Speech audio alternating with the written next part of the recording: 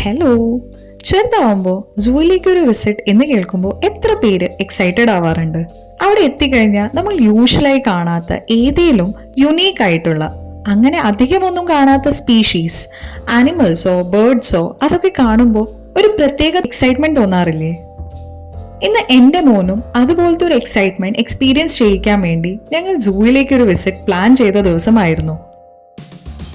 So welcome to UNO zoo. Minimum ഒരു 4-5 മണിക്കൂറെങ്കിലും ഉണ്ടെങ്കിലേ ഈ സൂ ഒന്ന് കവർ ചെയ്യാനാവും. അതിൽ തന്നെ ചിലപ്പോൾ എന്തെങ്കിലും മിസ്സാകാനുള്ള ചാൻസസും ഉണ്ടാവാം, കാരണം അത്രയ്ക്ക് വലുതാണ് ഈ സൂ. ഇവിടെ നമുക്ക് കുട്ടികൾക്കുള്ള സ്ട്രോളർ റെന്റിന് എടുക്കാം. ഞങ്ങളൊന്ന് എടുത്തു കേട്ടോ, കാരണം ഒരുപാട് വലിയ സൂ ആയതുകൊണ്ട് തന്നെ കുഞ്ഞുങ്ങൾക്ക് അത്രയും നടക്കാൻ കഴിയില്ല. 500 yen ആയിരുന്നു ഒരു ദിവസത്തെ സ്ട്രോളറിന്റെ റെന്റ്. ടിക്കറ്റ്സ് എല്ലാം എടുത്തു. സൂ എക്സ്പ്ലോർ ചെയ്താലോ? ഒരുപാട് ഡിഫറെന്റ് ആനിമൽസ്, ബേർഡ്സ്, മാമൽസ്, അങ്ങനെ എല്ലാം നടന്നൊന്ന് കണ്ടാലോ? ഇതൊന്നും അല്ലാട്ടോ ഇന്നത്തെ ഹൈലൈറ്റ്. ഈ തിരക്ക് കാണാണ്ടോ? ഇത്രയും വലിയ ക്യൂ എന്തിനാന്നറിയോ? ഒരു പ്രധാന താരത്തിനെ കാണാൻ. ഇത്രയും ബിൽഡപ്പോ? അതാരാണപ്പാ ഇങ്ങനൊരു താരം എന്നാണോ നിങ്ങൾ ചിന്തിച്ചേ? പറയാം. ഇതാണ് നമ്മുടെ ഇന്നത്തെ താരം, ദ ജൈന്റ് പാണ്ട. ഇവിടുത്തെ സെലിബ്രിറ്റി എന്നൊക്കെ വേണേ പറയാം, കാരണം ഏറ്റവും കൂടുതൽ തിരക്കും ആൾക്കാർ ക്ഷമയോടെ ലോങ് ക്യൂവിൽ വെയിറ്റ് ചെയ്ത് എക്സൈറ്റ്മെന്റോടെ വരുന്നത് മെയിൻലി ഈ പാണ്ടേനെ കാണാനാണ് എന്ന് പറഞ്ഞാലും തെറ്റില്ല. ഒരു റീസെന്റ് ന്യൂസ് കേട്ടത് ഈ പാണ്ടേനെ ചൈനയിലേക്ക് തിരിച്ചു റിട്ടേൺ ചെയ്യും എന്നൊക്കെയാണ്.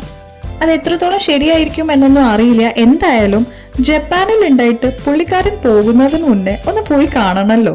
അല്ലാതെ ഇനിയിപ്പോ ഇതിനെ കാണാൻ ചൈനയിലേക്കൊന്നും പോവാൻ വയ്യ. ഇതാണ് നമ്മുടെ അടുത്ത താരം, പോലാർ ബെയർ. പഠിക്കുന്ന കാലത്ത് ടെക്സ്റ്റ് ബുക്സും TV-യിൽ ഓരോ ആനിമൽ പ്ലാനറ്റ്, ഡിസ്കവറി ചാനൽസിൽ ഇങ്ങനെ ഓരോ വെറൈറ്റി സ്പീഷീസിനെ കണ്ടിരുന്നപ്പോൾ ഒരിക്കലും വിചാരിച്ചിട്ടില്ല ഇൻ ഫ്യൂച്ചർ ഇതെല്ലാം നേരിട്ട് കാണാനുള്ള ചാൻസ് കിട്ടുമെന്ന്. സത്യം പറഞ്ഞാൽ മോനെ സൂ കാണിക്കണം എന്ന് വിചാരിച്ച് ഇവിടെ എത്തിക്കഴിഞ്ഞപ്പോൾ മോനേക്കാൾ കൂടുതൽ എക്സൈറ്റഡ് ആയത് ഞാനാണോ എന്ന് തോന്നിപ്പോയി. കാരണം അത്രയേറെ വെറൈറ്റി പ്ലാന്റ്സ്, ആനിമൽസ്, ബേർഡ്സ് ആയിരുന്നു ഇവിടെ ഉണ്ടായിരുന്നത്. എല്ലാം എനിക്ക് ഈ ഷോർട്ട് വീഡിയോയിൽ ഇൻക്ലൂഡ് ചെയ്യാൻ പറ്റിയിട്ടില്ല കേട്ടോ. അങ്ങനെ ഫുഡെല്ലാം കഴിച്ച് ഒരു അടിപൊളി എക്സ്പീരിയൻസ് ആയി ഈ ട്രിപ്പ് ഞങ്ങൾ എൻജോയ് ചെയ്തു.